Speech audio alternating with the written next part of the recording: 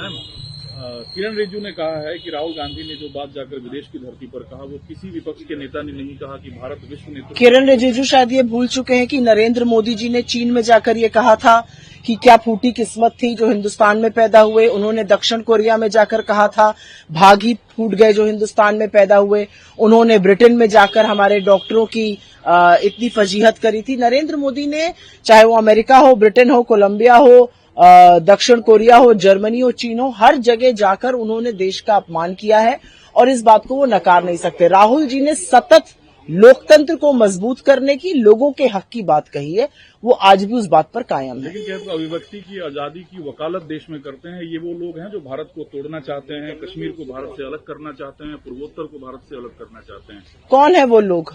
कांग्रेस ने इस देश की आजादी के लिए शहादत दी है। इस देश को एक रखने के लिए इंदिरा जी ने अपने प्राणों का बलिदान दिया है, राजीव जी ने अपने प्राणों की आहुति दी है। किस मुंह से ये लोग बोलते हैं?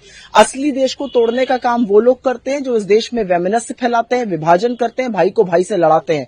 इस देश में सद्भाव और सौहार्द जब तक बना रहेगा ये देश एक रहेगा, लेकिन ये बात न आरएसएस समझ सकती है और न बीजेपी समझ सकती है। कांग्रेस समझती है और कांग्रेस अपना दायित्व पूरा करती है इस देश को एकजुट रखने का। राहुल गांधी ने इस देश को एक रखने के लिए कन्याकुमारी से कश्मीर और मणिपुर से मुंबई तक की यात्रा करी। कोई एक बीजेपी का नेता है जिसने अपनी छोटी उंगली का नाखून काटा इस देश को एक रखने के लिए?